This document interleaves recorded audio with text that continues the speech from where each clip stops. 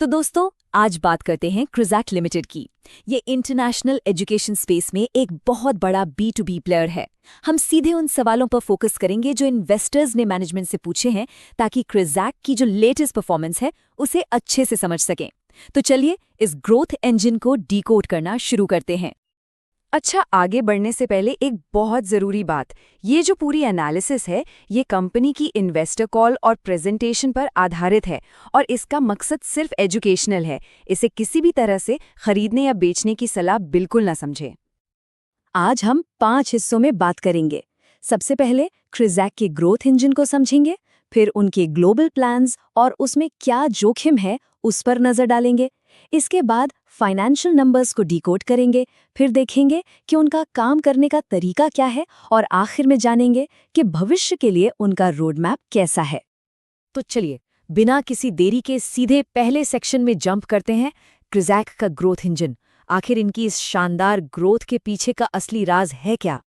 देखिए, सबसे बड़ा सवाल जो हर किसी के दिमाग में घूम रहा है वो है क्रिजैक के एप्लीकेशन नंबर्स को लेकर।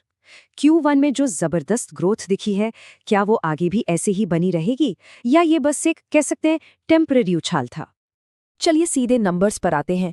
Q1 FY26 में कंपनी ने 1,10,000 एप्लीकेशंस प्रोसेस की हैं और ये कोई छोटा मोटा जंप नहीं है, क्योंकि पिछले साल इसी क्वार्टर में ये आंकड़ा सिर्फ 65,000 था। मतलब ये नंबर खुद ही ग्रोथ की पूरी कहानी बता रहा है। अब इस स्लाइड की सबसे दिलचस्प बात पता क्या है? ये जो एप्लीकेशन नंबर्स है ना, ये भविष्य के रेवेन्यू का एक लीडिंग इंडिकेटर होते हैं। ऐसा इसलिए है क्योंकि एप्लीकेशंस इनरोलमेंट से लगभग 6 से 9 महीने पहले प्रोसेस होती हैं। तो FY24 और FY25 के बाद Q1 FY26 का ये बड़ा आंकड़ा साफ इशारा कर रहा है कि आने वाले क्वार्टर्स में हमें दमदार रेवेन्यू ग्रोथ देखने को मिल सकती है। क्रिजैक का बिजनेस साइकिल समझना भी बहुत जरूरी है। देखिए, इनका काम पूरे साल एक जैसा नहीं रहता। Q4 इनका सबसे स्ट्रॉन्ग क्वार्टर होता है, जहां साल भर के रेवेन्यू का लगभग 40% आता है। इसके बाद Q3 भी सितंबर इनटेक की वजह से काफी मजबूत रहता है, जो करीब 30% का हिस्सा है। वहीं Q2 सबसे हल्का क्वार्टर होता है। तो ये सीजनैलिटी जानने से हमें इनके रिजल्ट्स को और बेहतर तरीके से समझने में मदद मिलती है। चलिए अब अगले सेक्शन पर चलते हैं, देखते हैं कि क्रिजैक अपने ग्लोबल विस्तार और बाजार की जो असलियत है उसके बीच कैसे बैलेंस बना रहा है। इन्वेस्टर्स ने US और UK मार्केट्स के बारे में खास तौर पर पूछा। मैनेजमेंट का जवाब काफी दिलचस्प था। US में हाँ, पॉलिटिकल वजहों से थोड़ी अनिश्चितता है, लेकिन मैनेजमेंट इसे टेम्पररी मान रहा है। वहां उनका बिजनेस अभी बहुत छोटा है, इसलिए ग्रोथ का पोटेंशियल जबरदस्त है। दूसरी तरफ UK मार्केट में डिमांड मजबूत और स्थिर बनी हुई है, खासकर जब से सरकार की नई नीतियों ने मार्केट में काफी क्लैरिटी ला दी है। क्रिजैक सिर्फ ट्रेडिशनल मार्केट्स पर ही डिपेंड नहीं रहना चाहता, इसके लिए अब वो नए डेस्टिनेशंस पर भी फोकस कर रहा है। इनमें दुबई, आयरलैंड, न्यूजीलैंड, मलेशिया और सिंगापुर जैसे देश शामिल हैं।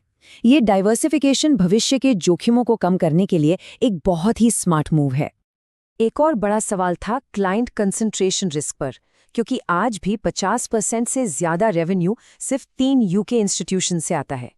इस पर मैनेजमेंट ने साफ बताया कि इस जोखिम को कम करने के लिए उन्होंने राज कंसल्टेंट्स नाम की एक कंपनी को एक्वायर किया है, जो उन्हें US मार्केट में एंट्री करने में मदद करेगी। साथ ही वो दुबई और आयरलैंड जैसे नए बाजारों में भी तेजी से विस्तार कर रहे हैं। आप emerging titans of stock market देख रहे हैं। अगर आपको हमारा काम पसंद आ रहा है तो प्लीज लाइक और सब्सक्राइब करें। आपका सपोर्ट हमें और ज्यादा इन्वेस्टर्स तक पहुंचने में मदद करता है। चलिए अब बारी है नंबर्स की।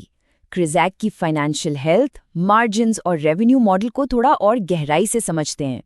इन्वेस्टर्स ने सीधा सवाल पूछा, क्या कंपनी 30% से ज्यादा की सालाना ग्रोथ रेट बनाए रख सकती है? मैनेजमेंट का जवाब था हाँ। उन्होंने कहा कि अगर बाजार के हालात ऐसे ही बने रहें तो ये ग्रोथ रेट बिल्कुल सस्टेनेबल है। अब मार्जिन्स पर आते हैं। Q1 में EBITDA मार्जिन 28.86% रहा, जो काफी स्ट्रांग है, लेकिन मैनेजमेंट का मानना है कि पूरे साल के लिए 25% का मार्जिन एक रियलिस्टिक टारगेट रहेगा। वहीं कॉस्ट ऑफ सर्विसेज यानी एजेंट्स को दिया जाने वाला कमीशन लगभग 70% पर स्थिर रहने की उम्मीद है। क्रिजैक का रेवेन्यू मॉडल है तो बहुत सीधा, लेकिन इसे समझना जरूरी है।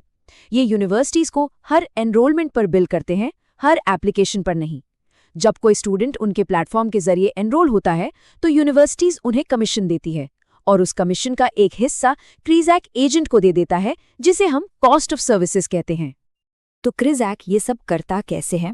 अब बात करते हैं उनके काम करने के तरीके की, यानी उनकी टेक्नोलॉजी, एजेंट नेटवर्क, और वो क्या चीज़ है जो उन्हें कंपटीशन से अलग बनाती है। जब टेक्नोलॉजी पर सवाल पूछा गया तो मैनेजमेंट ने बताया कि वो एआई को अपने प्लेटफॉर्म में बहुत गहराई से इंटीग्रेट कर रहे हैं।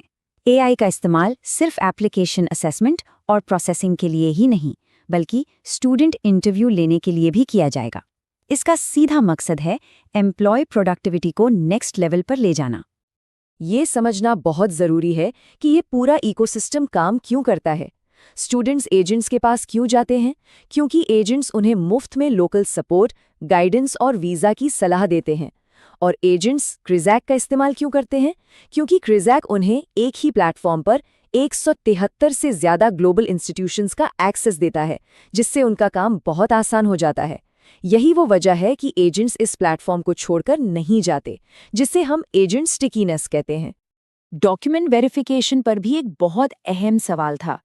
क्रिजैक हर एप्लीकेशन की पूरी ड्यू डिलिजेंस करता है। स्कोर कार्ड्स और डॉक्यूमेंट्स को इलेक्ट्रॉनिकली वेरीफाई किया जाता है, जिससे ये प्रोसेस लगभग तुरंत हो जाता है और एप्लीकेशन की क्वालिटी भी हमेशा मेंटेन रहती है। और आखिर में चलिए देखते हैं कि भविष्य के लिए क्रिजैक के प्लान्स क्या हैं और उनका लॉन्ग टर्म विजन क्या है। भविष्य के लिए क्रिजैक की रणनीति 3 मोर्चों पर है। पहला, सोर्स मार्केट्स। अब वो सिर्फ भारत से नहीं बल्कि अफ्रीका, चीन और साउथ ईस्ट एशिया से भी स्टूडेंट्स लाएंगे। दूसरा, डेस्टिनेशन मार्केट्स। यूके के अलावा अब यूएस, कनाडा और दुबई पर भी बड़ा फोकस रहेगा। और तीसरा, जो सबसे दिलचस्प है, वो भविष्य में किसी अधिग्रहण के जरिए B2C यानी डायरेक्ट टू स्टूडेंट मॉडल में भी उतरने की तैयारी कर रहे हैं। हमारे चैनल को शेयर और लाइक करना ना भूलें।